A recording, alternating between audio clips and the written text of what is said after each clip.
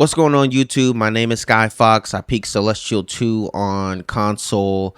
I recently moved over to PC. I went from Silver 3 to GM3 within about a week and a half. I do have a 9 to 5 job, but I managed to get 5 heroes in the top 500 on PC.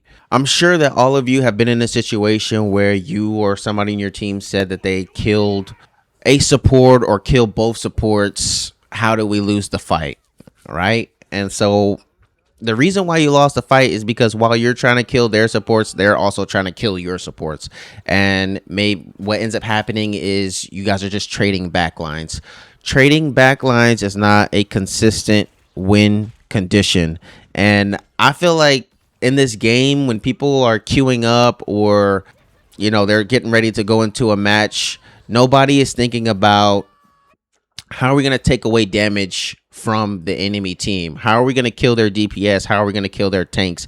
Because 9 times out of 10, it isn't healers that are killing your healers, or it isn't healers that are killing your tanks. Healers aren't killing your DPS on a consistent basis, right? I'm not saying that healers can't get kills, but usually at the end of the match, it's a magic with 25 final hits, right? This is what I'm talking about.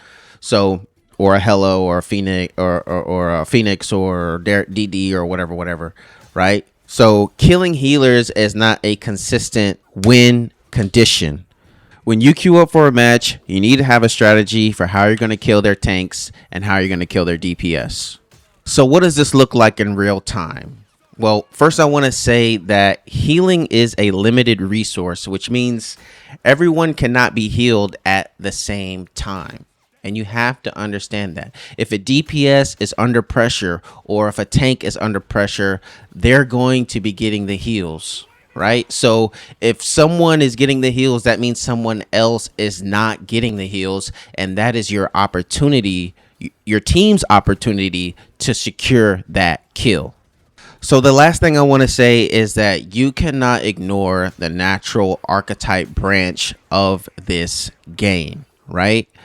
What do I mean by that? Dive counters poke, poke counters brawl, brawl counters dive, right? And then you have your pseudo characters who could do a combination of things and make the game a little bit more difficult and intricate, right?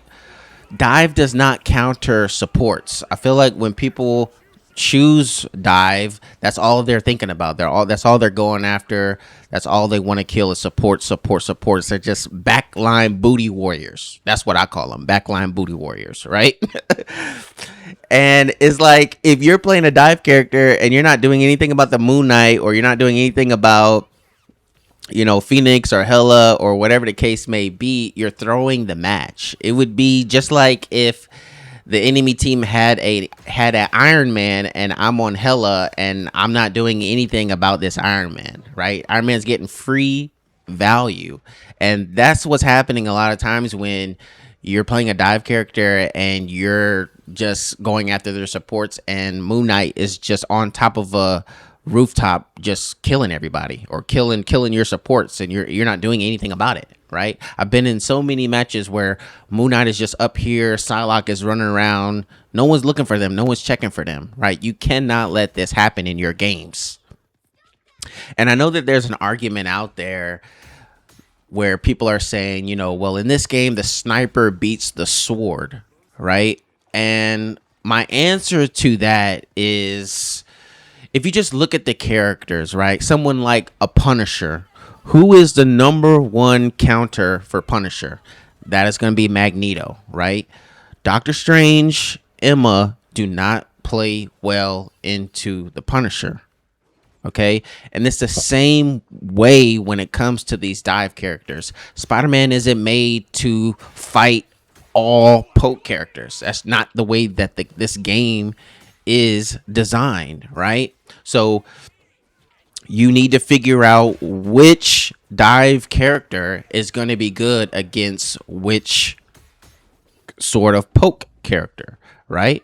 And understand, I get the logic of why people are saying that, but you just this game is so complicated and it's so niche, right? Like, and the more characters that they add into the game, the more complicated and the more niche it's going to be. You can't play, you can't play any shield tank against any poke character, right? You can't play any brawl character against any dive character. There's certain characters, I would say maybe each character is probably good against 3 to 4 different characters, right? In the future that will be more so, right?